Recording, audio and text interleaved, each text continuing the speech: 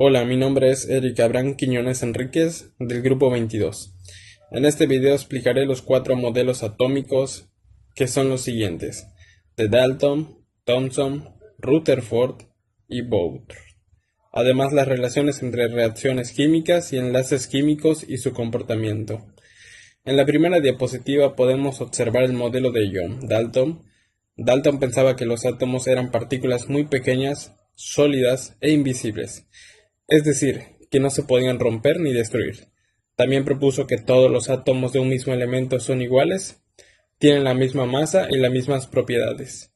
Para Dalton, los átomos de elementos diferentes sí cambian porque tienen distinta masa y características. Además, Dalton explicó que los compuestos se forman cuando se combinan átomos de diferentes elementos. Y por último, él creía en una reacción química. Los átomos no se transforman en otros elementos, simplemente se reorganizan para formar nuevas sustancias. En la segunda diapositiva podemos observar el modelo atómico de Thomson, también conocido como el modelo del pudding con pasas. Este modelo fue propuesto por el científico Joseph John Thomson alrededor del año 1904. Thomson descubrió que el átomo no era una esfera sólida como sostenía Dalton. Él propuso que el átomo era una esfera con carga positiva y dentro de esa esfera se encontraban los electrones con carga negativa. Una forma fácil de imaginarlo es como un pastel o pudín con pasas, donde la masa representa la carga positiva y las pasas serían los electrones. Por ejemplo, aquí en la imagen vemos cómo los electrones están distribuidos dentro de la esfera positiva. En este modelo, el átomo no tenía un núcleo definido, pero sí explicaba que las cargas positivas y negativas se equilibraban, por lo que el átomo en conjunto es eléctricamente neutro. Continuamos en la tercera diapositiva.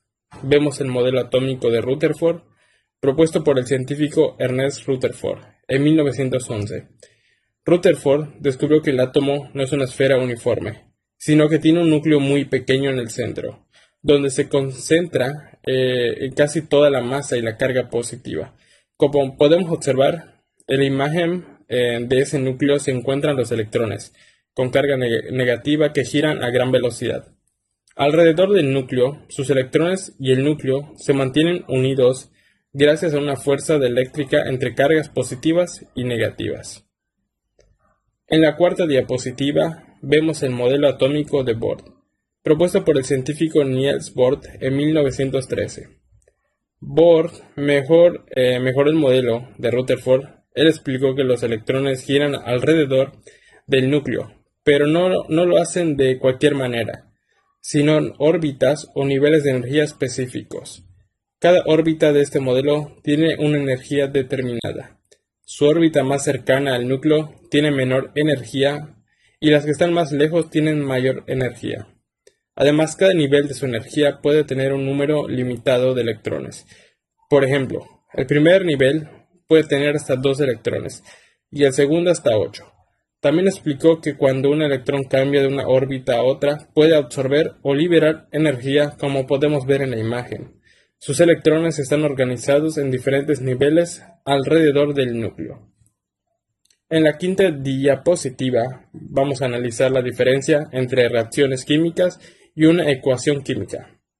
Una reacción química es el proceso donde unas sustancias se transforman en otras. Esto sucede cuando se rompen y se forman enlaces químicos entre los átomos. Las sustancias que participan al principio se llaman reactivos y las sustancias que forman al final se llaman productos. Por otro lado, una ecuación química en la forma en que representamos esa reacción usando símbolos y fórmulas químicas. Por ejemplo, aquí vemos una ecuación química donde los reactivos están al lado izquierdo y los productos del lado derecho, como lo muestra la imagen, donde podemos observar cómo primero están los reactivos y después de la flecha aparecen los productos. En la siguiente diapositiva explicaré la forma en la que los átomos forman enlaces químicos. Primero es importante recordar que el átomo tiene un núcleo formado por protones y neutrones. Alrededor tiene electrones que forman una especie de nube. Estos enlaces químicos forman porque las cargas opuestas se atraen, es decir, las cargas positivas y negativas y gracias a esa atracción los átomos pueden unirse entre sí. Para lograr esa estabilidad, los átomos pueden ceder, aceptar o compartir electrones con otros átomos. Como vemos en el dibujo, los átomos se acercan y comparten o intercambian electrones para formar el enlace de esta manera, logrando configuración más estable, menor energía, lo que permite se forman moléculas y compuestos. En esta otra diapositiva vemos cómo se clasifican los enlaces químicos. Existen principalmente tres tipos de enlaces. El primer enlace, covalente, que ocurre cuando los átomos comparten electrones entre sí para mantenerse unidos. En el segundo, en el enlace icónico, que sucede cuando un átomo cede electrones y el otro los recibe. Esto se hace que formen iones con carga positiva y negativa, que se atraen entre sí.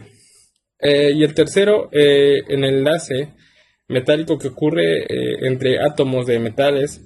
En ese tipo de enlace, lo general, los electrones se mueven libremente entre los átomos, formando una especie de red metálica. Por ejemplo, aquí en estas imágenes podemos ver un tipo de enlace covalente y aquí uno metálico.